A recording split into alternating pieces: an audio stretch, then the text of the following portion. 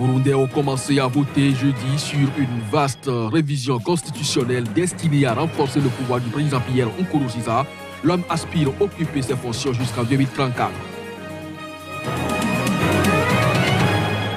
L'opposition guinéenne a annoncé mercredi la suspension de ses manifestations. C'est après avoir reçu une offre de médiation de représentants de la communauté internationale.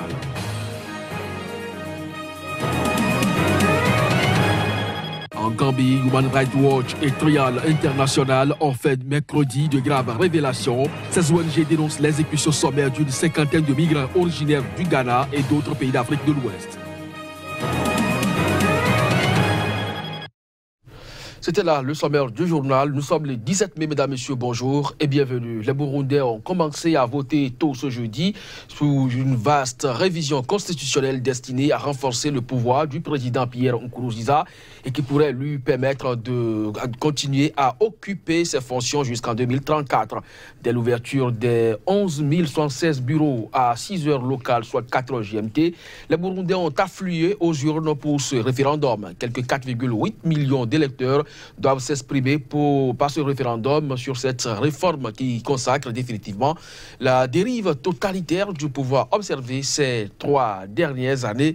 En Burundi, on reste donc avec les brèves pour parler donc de l'opposition guinéenne qui a annoncé mercredi la suspension de ses manifestations de protestation contre les résultats des élections locales de février après avoir, selon elle, reçu une offre de médiation de représentants de la communauté internationale. Après l'intervention des ambassadeurs, notamment des États-Unis et de l'Union européenne, une réunion plénière de l'opposition a décidé de suspendre les manifestations de rue, a indiqué à l'agence France Presse son chef de file, Selou Dalen Diallo. Human Rights Watch et Trial International ont fait mercredi de graves révélations. En effet, ces ONG dénoncent l'exécution sommaire d'une cinquantaine de migrants originaires du Ghana et d'autres pays d'Afrique de l'Ouest. Les crimes ont été commis par une unité paramilitaire contrôlée par l'ex-président gambien Yaya Jammeh. Reportage.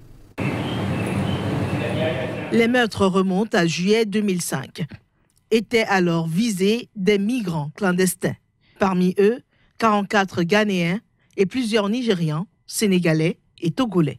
Ils avaient été arrêtés sur une plage de Gambie alors qu'ils tentaient de se rendre en Europe. Selon un communiqué de Human Rights Watch et de Trial International, ils étaient soupçonnés d'être des mercenaires venus renverser Yaya Jammeh. Pour avoir ces informations, les 2 ONG se sont appuyées sur des entretiens menés depuis 2 ans avec une trentaine d'anciens responsables de la sécurité gambienne. Au moment où j'étais sur le point de m'enfuir, quelqu'un m'a dit que c'est Dieu qui veut me sauver. Vous pouvez donc dire au monde que c'est Yaya Jammeh qui nous a tués. La responsabilité de ma survie implique de sensibiliser les gens sur ce qu'il s'est passé. Les crimes contre l'humanité ne doivent être tolérés nulle part au monde. Et cela inclut l'Afrique. L'Afrique doit se lever et dire que nous en avons assez. Et c'est ce que cette campagne est en train de faire. Nous allons nous-mêmes poursuivre le dictateur.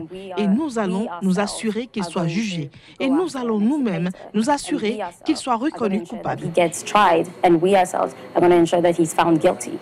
Nous pensons qu'avec les preuves disponibles, il y a clairement le devoir d'enquêter sur cette affaire et de demander éventuellement l'extradition de Yaya Jammeh. Nous espérons que le gouvernement du Ghana se saisira parce que ces migrants venaient du Ghana. L'ouverture d'une enquête par les autorités ghanéennes pourrait déboucher sur une demande d'extradition de Jammeh, selon Human Rights Watch et Trial International. Yaya Jammeh a perdu l'élection présidentielle de décembre 2016 et a fini par quitter son pays en janvier 2017 pour la Guinée équatoriale à la suite d'une intervention militaire de la CEDEAO. De nouveaux heurts entre étudiants et forces de l'ordre ont éclaté mercredi dans plusieurs universités du Sénégal au lendemain de la mort d'un étudiant dans le nord du pays lors d'une confrontation avec la gendarmerie. Mohamedou Fallou, âgé de 25 ans, a été tué par balle selon les étudiants. Les autorités ont annoncé une autopsie. Les images. À Dakar, les étudiants lançaient des pierres à la police qui répliquait par des tirs de grenades lacrymogènes aux abords de l'université Cheikh Anta Diop, la plus grande du pays, où des événements similaires s'étaient déjà déroulés la veille. À Ziguinchor, dans le sud, la plus grande ville de Casamance, des étudiants ont également affronté la police qui a là aussi fait usage de gaz lacrymogène, a affirmé une source policière. Des élèves du secondaire se sont joints au mouvement selon la même source. À l'université Gaston Berger de Saint-Louis, d'où sont partis les troubles mardi, les étudiants ont organisé une procession jusqu'au lieu où est tombé, selon eux, l'étudiant tué lors d'affrontements avec les forces de l'ordre où ils ont observé un moment de prière. Il faut que justice soit faite. Nous réclamons justice. C'est ça. Nous réclamons justice et le départ de ce régime qui est incompétent. Ils sont prêts à nous tuer, non, donc nous prenons ce que la Constitution nous a donné, qui est tout simplement le droit à la grève, et nous allons occuper les rues, nous avons bloqué le système jusqu'à ce que tout simplement cela se termine, parce que nous n'en avons ras-le-bol. Ici au Sénégal, les libertés sont bafouées, les étudiants ne sont pas respectés. Tu es étudiant, tu n'oses même pas le dire ici au Sénégal. Oui. Tu n'oses même pas le dire. C'est ça. L'un des principaux syndicats des enseignements du supérieur, le SAES, solidaire des étudiants, a commencé mercredi une grève de 48 heures. Les étudiants de Saint-Louis, qui réclamaient le paiement de leur bourse, avaient décidé de se servir sans payer pendant 48 heures dans les restaurants de la cité universitaire. Le rectorat avait fait appel aux forces de l'ordre pour empêcher cette action, ce qui a déclenché des troubles selon les autorités. Mardi soir, le président sénégalais Macky Sall a fait part de sa profonde émotion et indiqué avoir instruit le gouvernement de faire toute la lumière et de situer les responsabilités. La mort d'un étudiant, rare au Sénégal, a suscité une vague d'émotions dans le pays. Le Front démocratique et social de résistance, une coalition de l'opposition, a dénoncé la répression sauvage des étudiants et les retards récurrents dans le paiement des bourses. Des mouvements étudiants ont appelé à la démission du recteur de l'université et du ministre de l'Intérieur, Aly Ngouille Ndiaye. De son côté, le gouvernement nigérien a annoncé ce mercredi la réouverture du campus universitaire du Niamey, le plus important du pays, fermé depuis le 18 avril après des troubles. L'annonce a été faite hier par le ministre en charge de ce département. Reportage.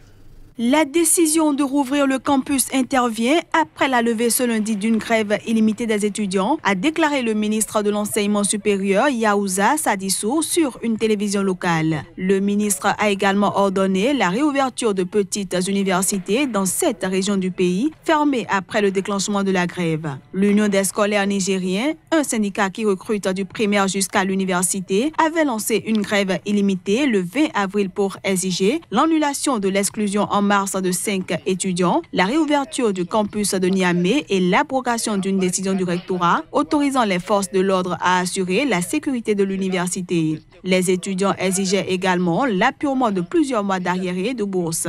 L'Union des scolaires nigériens a expliqué sur les médias privés avoir mis fin à sa grève afin de poursuivre les négociations avec le gouvernement. Le Conseil d'État du Niger, qui examine les recours pour excès de pouvoir des autorités administratives, a débouté ce mardi des étudiants qui l'avaient saisi dans l'espoir qu'ils annulent la décision du Conseil de l'université excluant leurs camarades. Des heurts ont opposé le 18 avril les forces de l'ordre à des étudiants, faisant plusieurs blessés selon les protestataires et les autorités. L'université de Niamey avait été paralysée par une grève d'1 mois des enseignants qui protestaient contre l'agression le 7 février d'un des leurs par des étudiants. Les enseignants avaient mis fin à leur mouvement le 17 mars après avoir obtenu l'exclusion de 5 étudiants et le recours aux forces de l'ordre pour sécuriser le campus.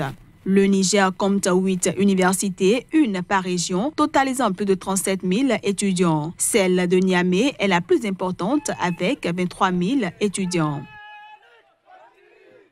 Vous le savez, le président sud-africain Jacob Zuma a été contraint à démissionner en février dernier, une sortie humiliante après 9 ans au pouvoir.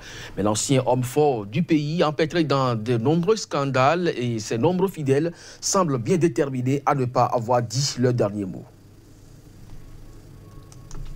Sous la pression du Congrès national africain, soucieux d'éviter une débâcle électorale en 2019, Jacob Zuma a dû écourter son second mandat et quitter la fonction suprême le 14 février. Sa présidence a été marquée par de nombreuses affaires de corruption, un taux de chômage record, une croissance en berne, des éruptions de violence dans les quartiers noirs pauvres du pays, toujours en mal de services publics et de logement, des années après la fin officielle du régime d'apartheid en 1994. Son successeur Cyril Ramaphosa, qui avait décroché 2 mois plus tôt la direction de l'ANC, a promis un nouveau départ. Mais l'ombre de Jacob Zuma pèse sur sa présidence, alors que l'ancien chef de l'État et ses alliés ont lancé une contre-attaque au sein du parti. Il y a de la rancune. Jacob Zuma se sent trahi, ce n'est un secret pour personne, explique un analyste politique de l'université UNISA de Pretoria. Même détrôné, Jacob Zuma, originaire de la province clé du KwaZulu-Natal, continue de tirer profit du soutien dont il bénéficie toujours dans sa région natale. Depuis sa démission, il est apparu en avril sur le banc des accusés à la haute cour de Durban, la capitale du KwaZulu-Natal, dans une affaire de corruption en lien avec un contrat d'armement remontant à une vingtaine d'années. Ces accusations sont politiques, a affirmé devant le tribunal Jacob Zuma, galvanisé par la foule venue le soutenir. Mais à l'approche des élections législatives de 2019, qui pourraient menacer la mainmise de l'ANC sur le pouvoir pour la première fois depuis l'avènement de la démocratie en 1994, Cyril Ramaphosa doit absolument maintenir l'unité du parti et redorer l'image de l'ANC. Pour ce faire, sa marge de manœuvre est faible. Un haut responsable du parti au KwaZulu-Natal, proche de Jacob Zuma, nie les rumeurs de tension au sein de l'ANC. Mais depuis des mois, la province est le théâtre de sanglants règlements de compte entre différentes factions du parti. Plusieurs responsables politiques locaux ont même été assassinés.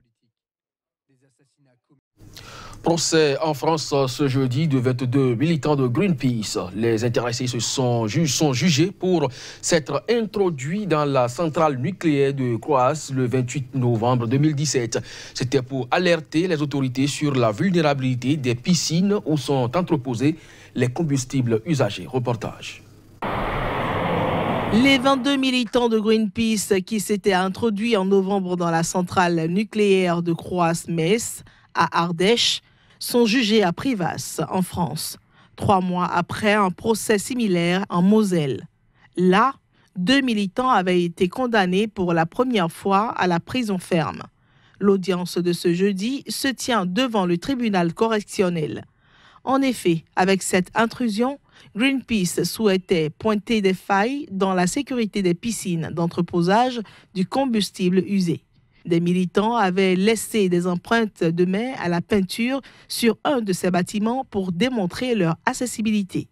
À présent, ils sont poursuivis pour intrusion en réunion et avec dégradation dans l'enceinte d'une installation civile abritant des matières nucléaires. Pour ce fait, ils encourent 5 ans d'emprisonnement et 75 000 € d'amende. Ce n'est pas tout. Greenpeace France est également poursuivi comme personne morale, représentée par son directeur général, et le responsable de la campagne nucléaire de l'ONG comparaîtra lui aussi pour complicité. C'est la fin de cette édition. Merci de nous avoir suivis. Très bonne journée à chacun et à tous. Au revoir.